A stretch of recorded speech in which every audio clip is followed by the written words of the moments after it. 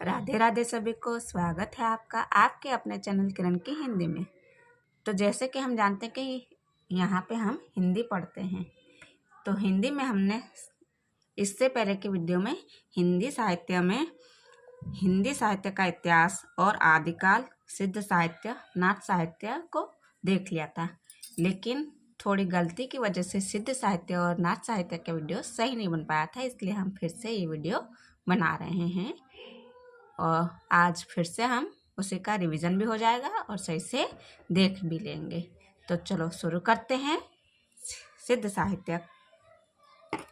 बौद्ध धर्म से निकली वज्रयान शाखा के तांत्रिक योगियों को सिद्ध कहा जाता है। वज्रयान शाखा के तांत्रिक योगियों को क्या कहते हैं? सिद्ध कहा जाता है। ये वज्रयान शाखा कहाँ से निकली है? बौद्ध धर्म से निकली है। ये भी एक छोटा सा क्वेश्चन आ जाता है कि बौद्ध धर्म से निकली वज्रयान शाखा के तांत्रिक योगियों को क्या कहा गया है? तो सिद्ध कहा जाता है। सिद्धों की संख्या 84 मानी गई है। कितने? 84 सिद्धों की संख्या मानी गई है, जिनके नाम हैं लुहिपा, लीलापा, विरूपा, डोम्बिपा, सबरिपा, सरहपा, कंकालिपा, मीनपा, गोरक्षपा, चौरंगीपा, मीणापा, शांतिपा, तंतिपा, चमरीपा, खड़गपा, नागार्जुन, कण्हपा, कणरिपा, थगनपा, नारोपा,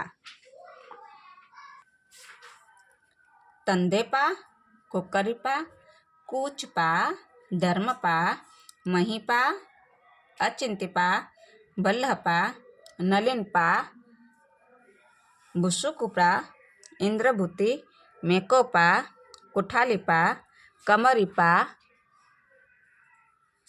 जालंधरपा, राहुलपा, धर्वरिपा, धोकरिपा, मैदनीपा, पंगचपा, घंटापा, जोगीपा, चैलुकपा, गुंडरिपा, निर्गुणपा, जयानंत, चरपटिपा, चंपकपा, भिखनपा, भलीपा, कुंपरिपा, चंवरिपा, मणिभद्रपा, ये योगिनी है।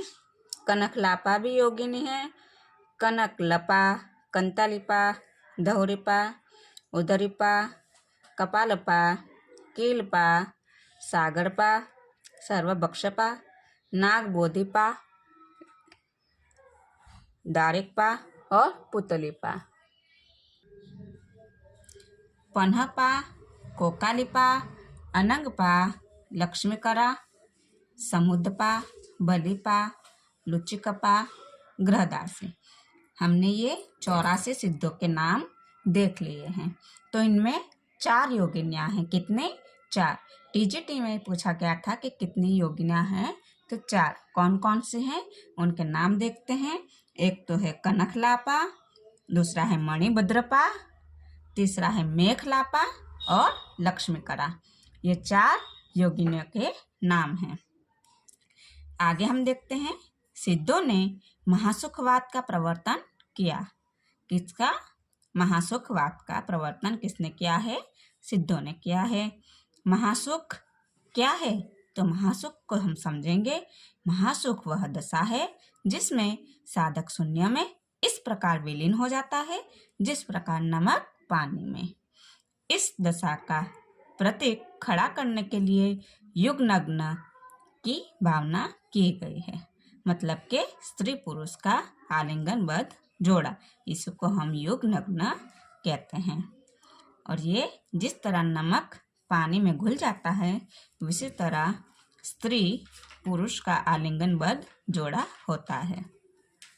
आगे हम देखते हैं, प्रथम सिद्ध सरहपा सहज जीवन पर बहुत बल देते थे। प्रथम सिद्ध सरहपा सहज जीवन पर बहुत बल देते थे, इसीलिए वज्रयान शाखा को सहजयान भी कहा जाता है। सिद्धों का प्रभाव भारत के पूर्वी भाग में था। सिद्धों का केंद्र श्री पर्वत था। ये भी पूछा जाता है कि सिद्धों का केंद्र कौन सा है? श्री पर्वत।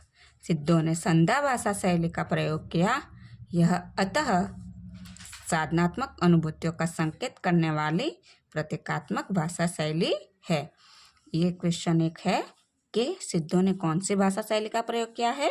संध्या भाषा शैली का।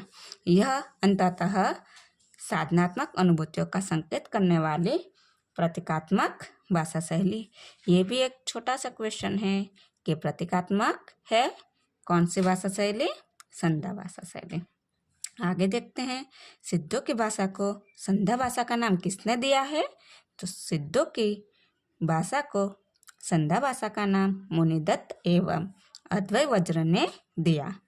सिद्ध तांत्रिक अपने नाम के पीछे पा शब्द जोड़ते थे जो आदर सूचक शब्द था। कौन सा? पा शब्द। इसीलिए सिद्ध तांत्रिक अपने नाम के पीछे पा शब्द जोड़ते थे जो आदर सूचक शब्द है। सिद्धों का दोहा और चर्या पद संत साहित्य में साखी और शब्द में रूपांतरित हो गया। सिद्धों का दोहा और चर्या पद संत साहित्य में साखी और शब्द में रूपांतरित हो गया। जैसे कि दोहा था तो उसे साखी कहा गया और चर्या पद को शब्द कहा गया। आगे हम देखते हैं सिद्ध साहित्य में कौन कौन से रचनाकार हैं। तो सरहपा। सरहपा का समय क्या है? तो 769 ईस्वी सन सरहपा का समय है। ये सरहपा ये प्रथम सिद्ध कवि माने जाते हैं। ये भी एक क्वेश्चन है कि प्रथम सिद्ध कवि कौन है? तो सरहपा है। हिंदी का प्रथम कवि किसने माना है? तो नगेंद्र व राहुल सांकृत्यायन ने सरहपा जी को हिंदी का प्रथम कवि माना है। अन्य नाम क्या है इनके? तो सरोज वज्र, राहुल भद्र और सरहपाद। इनके अन्य नाम भी पूछे जाते हैं कि सरोज वज्र किसका नाम है? तो सरहपा जी का नाम है। राहुल भद्र किसका नाम है? तो सरहपा जी का नाम है। इनकी रचना है दोहा कोश, जिन्हें सरहपा, तिलोपा और कण्हपा के दोहे संग्रहित है। दोहा कोश इनकी प्रमुख रचना है जिसमें सरहपा, तिलोपा, कण्हपा के दोहे संग्रहित हैं। दोहा कोश का संपादन किसने किया है? तो दोहा कोश का संपादन राहुल सांकृत्यायन और प्रबोध बाग जी ने किया है। किसने? राहुल सांकृत्यायन और प्रबोध चंद्र बागदी ने किया है। दोहा कोश में पाखंड व आडंबर का विरोध किया गया है। दोहा कोश में ये पूछा जाता है कि पाखंड व आडंबर का विरोध किस रचना में किया गया है? तो दोहा कोश में किया गया है। कुल रचनाएं इनकी 32 मानी जाती हैं, जिनमें दोहा कोश प्रमुख है। हिंदी में चौपाई दोहा पद्धति का प्रयोग सर्वप्रथम किया है।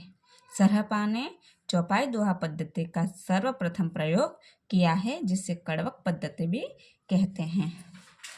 आक्रोश की भाषा का पहला प्रयोग सरहपा में ही दिखाई देता है। ये कथन बच्चन सिंह ने कहा है। कथन भी पूछा जाता है कि आक्रोश की भाषा का पहला प्रयोग सरहपा में ही दिखाई देता है। ये कथन किसका है? तो डॉक्टर बच्चन सिंह का है। इन्हें बांग्ला भाषा का प्रथम कवि माना है। किसने माना है?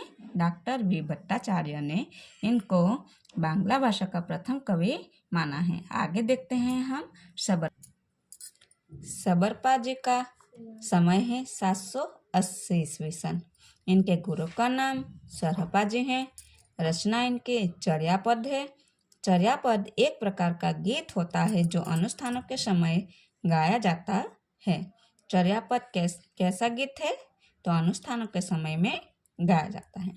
सबरों की वेशभूषा में रहने के कारण इनका नाम सबरपा पड़ा। तो सबरपा का नाम क्यों पड़ा? तो सबरों की वेश में रहने के कारण।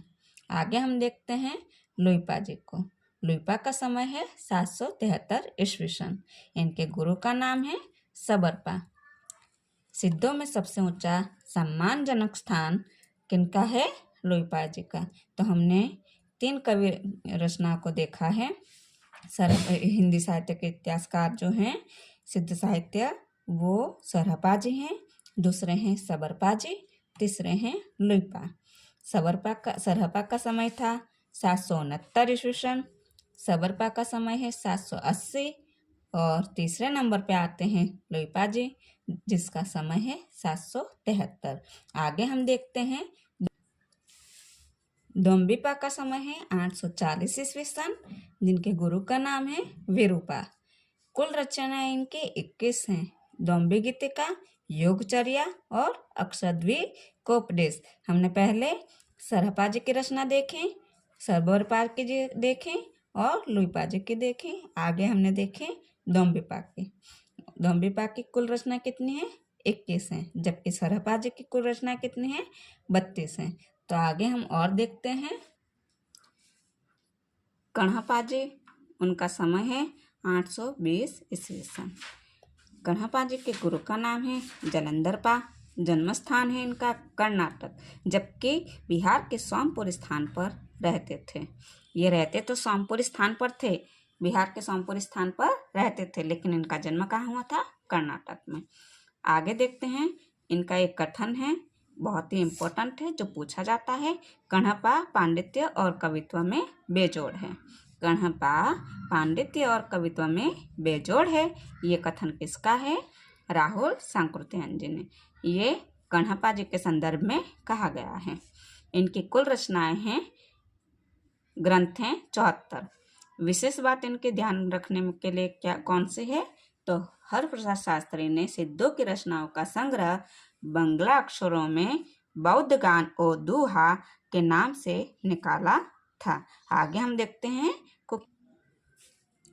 कुक्करिपा के गुरुजी का नाम है चरपटिपा। इनके कुल ग्रंथ 16 हैं। नोट करने की बात है, सिद्धों में पंचविडाल और पंचमकार की कल्पना की गई है। तो पंचविडाल और पंचमकार की कल्पना किस साहित्य में कही है? तो सिद्धों में। इसमें पंचविडाल का मतलब है आलस्य, हिंसा, काम, चिकित्सा और मोह। ये 5 चीज जो हैं वो पंचविडाल में आते हैं। आलस्य, हिंसा, काम, चिकित्सा, मोह। पंचमकार में क्या आता है? तो मध्य, मास, मत्स्य, मैथुन और मुद्रा। मध्य, मास, मत्स्य, मैथुन और मुद्रा। आगे देखते हैं। आगे के लिए हम सिद्ध साहित्य देख चुके हैं। अब आगे की वीडियो में हम नाथ साहित्य पढ़ेंगे। तो अभी तक के लिए सबको राधे राधे, धन्यवाद।